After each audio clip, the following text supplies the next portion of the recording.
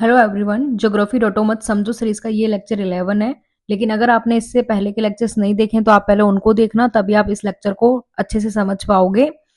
जैसे कि हमने अपने लेक्चर 10th में देखा था नेचुरल कैटास्ट्रोफिक इवेंट, जिसमें हमने वोल्केनिज्म को डिटेल से पढ़ लिया है लेक्चर 10 में। अब हम पढ़ने वाले हैं अर्थक्वेक और सुनामी को। तो अर्थक्वेक क्या होता है? सडन मूवमेंट और vibration in earth crust, release of the energy due to intense pressure.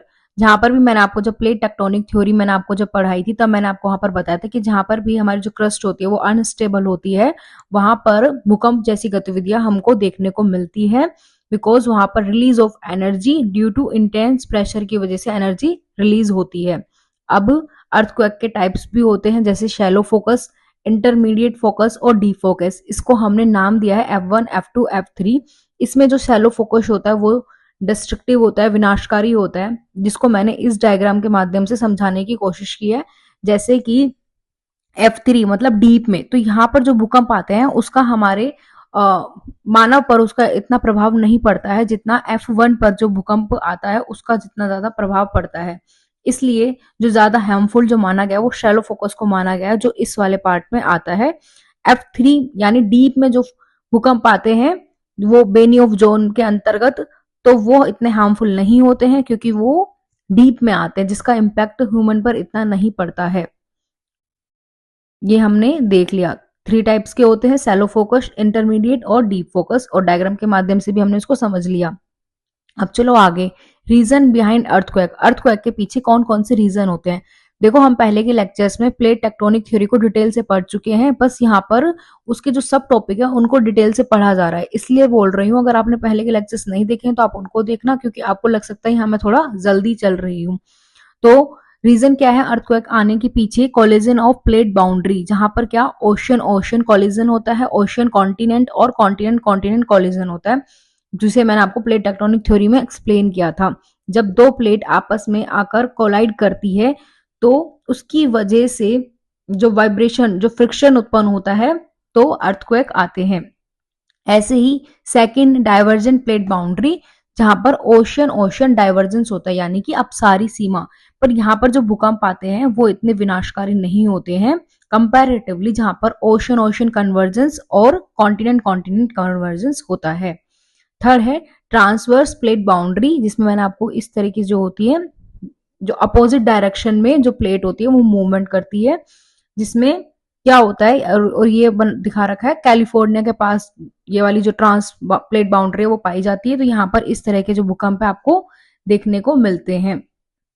ये भी बहुत विनाशकारी भूकंप होते हैं, क्योंकि अगर आप जैसे एक रबड़ लो और समझने के लिए एक रबड़ को खींचो, तो एक लिमिट तक ही आप उसको खींच पाओगे, उसके बाद जो वो टूटेगा, उसकी जो सीमा जब उससे रिलीज होगी एकदम से जो एनर्जी, तो बहुत ही विनाशकारी भूकंप यहाँ पर भी आपको देखने को मिलते हैं।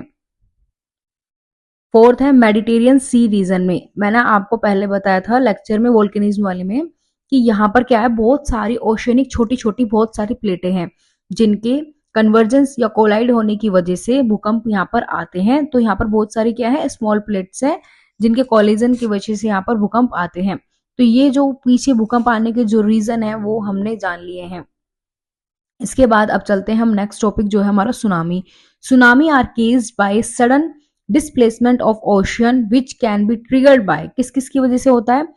अर्थक्वेक, वोल्केनिक इरप्शन और लैंडस्लाइड। इन सब की वजह से क्या होती है, सुनामी आती है। जो हमारा, जैसे ये वाला डायग्राम देखो, जैसे यहाँ पर जो भूकंप आया है ना, तो उसकी वाइब्रेशन की वजह से जो यहाँ पर हुआ हलचल, जो पानी में वो स्टार्ट हो गई। तो अभी आप इसको पहले और समझो डिटेल से कि जो नॉर्मल वेव्स और सुनामी वेव्स में क्या डिफरेंस होता है। जैसे कि इसकी जो स्पीड होती है वो 100 किलोमीटर पर आवर होती है, जबकि जो सुनामी वेव्स होती है उनकी 700 किलोमीटर पर आवर। ये शॉर्टर डिस्टेंस को कवर करती है, ये करती है लॉन्गर डिस्टेंस। इसकी जो वेवलेंथ होती है वो 100 किलोमीटर होती है और इसकी 150 किलोमीटर। अब वेवलेंथ को समझ लो पहले तो कि वेवलेंथ होती क्या है। ये वाला जो पार्ट है इसको हम बोलते हैं ट्रफ, और इसको हम बोलते हैं क्रस्ट। तो ये वाला जो पार्ट है, तो इनके बीच में जो ये डिस्टेंस होता है उसको यहाँ पर बोला गया है वेवलेंथ। ट्रफ का मतलब होता है गर्त। तो यहाँ पे लिखा है distance between the crust of trough, क्या है वो, वेवलेंथ है। तो इनके जो बीच में डिस्टेंस है, दो क्रस्ट के बीच में जो डिस्टेंस है उसे बोला गया है वेवलेंथ। तो आप कंफ्यूज मत होना कि वेवलेंथ किसे बोलते हैं। तो वो जो सुनामी में जो वेवलेंथ का जो डिस्टेंस होता है वो होता है 150 किलोमीटर। अब सुनामी के आने के भी फेसेस होते हैं, ठीक है। क्या होता है, सबसे पहले अर्थक्वेक आता है ओशियन की क्रस्ट पर, सागर नितल पर। उसकी वजह से वाटर में क्या होती है, अपलिफ्टमेंट होती है। जो सुनामी जो वेव होती है वो जनरेट होती है। तो ये हो गया हमारा फेज फर्स्ट।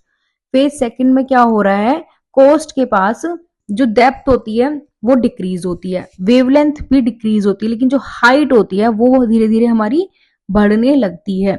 जैसे अभी ये यहां पर चल रहा है, आने वाले टाइम में देखना क्या होगा, hit the coast tsunami not a single wavelength multiple waves. जो सुनामी है वो एक सिंगल वेवलेंथ नहीं है, मल्टीपल वेव्स होती है। और उन मल्टीपल वेव्स के बीच में टाइम का लैप्स होता है बिटवीन 15 टू 50 मिनट्स का। आप इस वाले डायग्राम से इसको ज्यादा अच्छे से समझ पाओगे। यहाँ पर जैसे ही भूकंप आया, वाइब्रेशन से यहाँ पर भी जो सुनामी है वो जनरेट हुई, वाटर का अपलिफ्टमेंट हुआ धीरे धीरे। जैसे यहाँ से वाटर जा रहा है तो यहाँ से इस तरह से आता भी है। तो जब ये धीरे धीरे कोस्ट पर पहुंचता है तो क्या होता है, देखो इनके बीच का जो डिस्टेंस है, जो वेवलेंथ है वो कम हो गया। जबकि स्टार्टिंग में क्या था, ज्यादा होता है स्टार्टिंग में, लेकिन जब कोस्ट पे धीरे धीरे आ जाता है, वो यहीं पर बता, यहाँ पे जो बात बताई जा रही है कि जो वेव की जो हाइट होती है वो तो बढ़ जाएगी। ये जो हाइट है देखो आपको दिख रहा होगा यहाँ कितनी हाइट है, और यहाँ देखो हाइट कितनी ज्यादा बढ़ गई है, लेकिन जो बीच का डिस्टेंस है ना वो कम हो जाएगा, वो फिर उतना नहीं रहेगा। तो यही होती है सुनामी। और जिसका जो इम्पैक्ट है वो कहां पर देखने को मिलता है, कोस्ट पर। जबकि यहाँ पर जो शिप वगैरह चल रहे होंगे, यहाँ पर उनका इम्पैक्ट इतना देखने को नहीं मिलेगा, क्योंकि जो हाइट होती है वो इतनी इस वाले पार्ट में नहीं होती है। तो यही है कि, और बाकी डिजास्टर मैनेजमेंट जब हम पढ़ते हैं तो वहां पर इन सबको हम और भी ज्यादा डिटेल से देखते हैं। उसके बाद क्या क्या गवर्नमेंट के द्वारा स्टेप्स लिए गए हैं इन सबको काउंटर करने के लिए, इन सबसे बचने के लिए, उन सबको हम वहां पर डिटेल से पढ़ते हैं। और अब ये हमारा जो जियोमॉर्फोलॉजी वाला पार्ट है वो कंप्लीट हो चुका है। इसकी पीडीएफ मैं आपको टेलीग्राम लिंक में सेंड कर दूंगी। इसके बाद अब हम नेक्स्ट जाने वाले ओशिनोग्राफी पर।